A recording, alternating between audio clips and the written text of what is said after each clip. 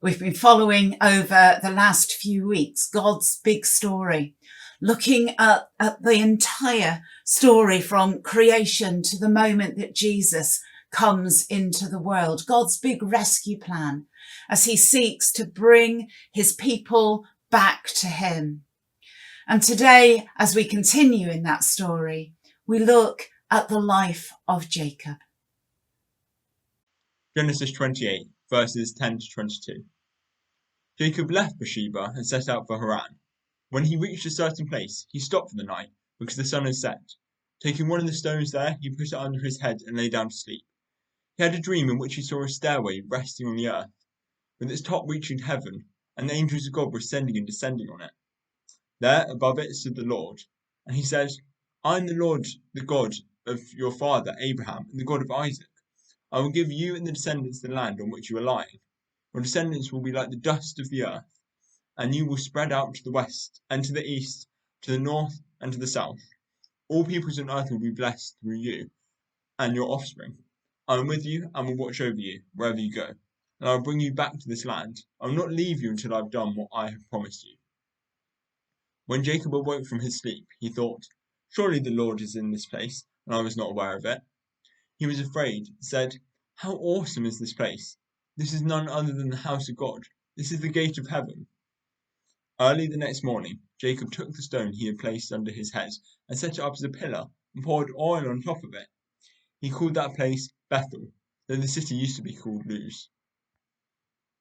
Then Jacob made a vow, saying, if God will be with me and will watch over me on this journey I am taking, and will give me food to eat and clothes to wear, so that I return safely to my father's household, then the Lord will be my God, and this stone that I have set up as a pillar will be God's house, and all that you give me, I will give you a tenth. As we continue with God's big story of his rescue plan to help his people find a way back to him, so we come to a pivotal character in that story. Adam and Eve had rejected God. Noah was the man of faith on whom God hoped to rebuild his relationship with humanity.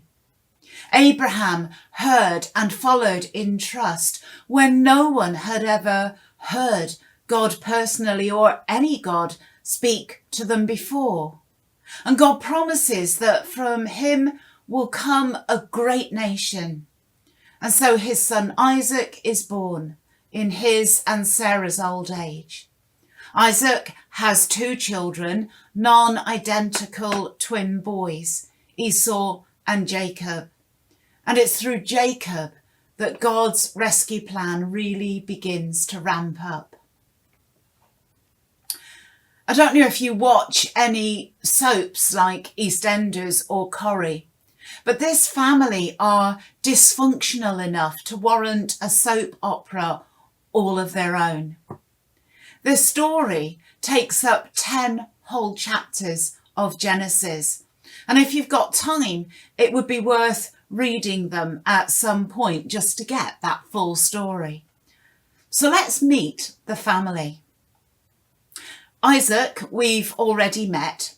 He is passive and accepting of whatever happens to him, even when bound and about to be offered in sacrifice by his father.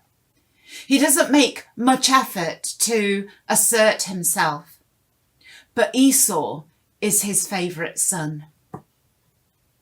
His wife, Rebecca, wears the trousers or the robe in this household. Isaac doesn't really get involved, so she steps up and is seen to be really manipulative. Her favourite son is Jacob. We're told in the Bible that when she was pregnant with the twins, she had a prophecy from God who said, 2 nations are in your womb, and 2 peoples from within you will be separated. One people will be stronger than the other, and the older will serve the younger. And it seems that she spent her life trying to make that happen. Esau was the firstborn. He was very hairy and a very skillful hunter. He was impulsive and he lived for the moment. As the eldest son, he was due to inherit the birthright, which was more than property and possessions. It was the blessing of God on him and all of his descendants, that same blessing that was given to Abraham and then to Isaac and then being passed on down through. The problem was that it didn't mean very much to him, and he sold that birthright to Jacob for a bowl of stew. Jacob was the second born, the quieter twin, but he came out holding the ankle of his brother. He was a schemer and just as manipulative as his mother. It's rather an unlikely setting for the story of the beginning of the people of Israel to come from. But as we've said over the last weeks, God uses ordinary, fallible people to build his kingdom. So just to get up to date, Esau has sold his birthright to Jacob for a bowl of stew because he was hungry. But the time has come when Isaac, now nearing the end of his life and virtually blind, wants to give his blessing to Esau, therefore passing on the birthright to him.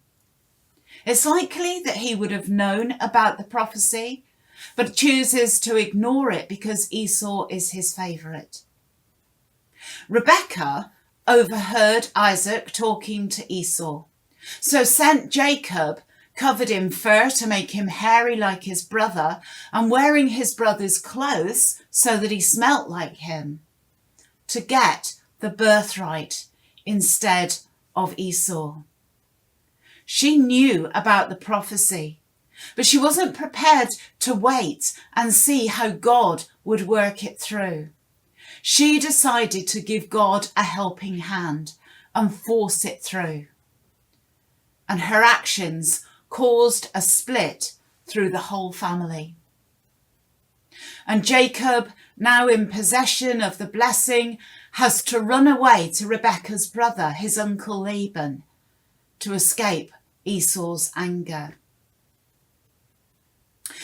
And so we get to the passage that we heard earlier, where Jacob on his way to Laban stops off to sleep.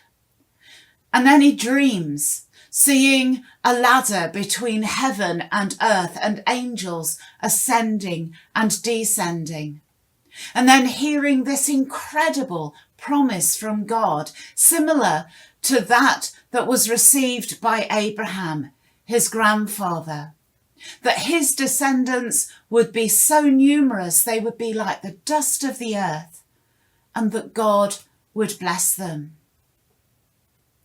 Now, were we to receive a vision or a promise like that, I'm guessing and hoping that it would blow our minds and leave us wondering what we'd done to deserve such a wonderful promise. But one of the commentaries that I read in preparation for this said that it actually showed that Jacob had learnt nothing and that he just moved from manipulating his family to trying to manipulate God.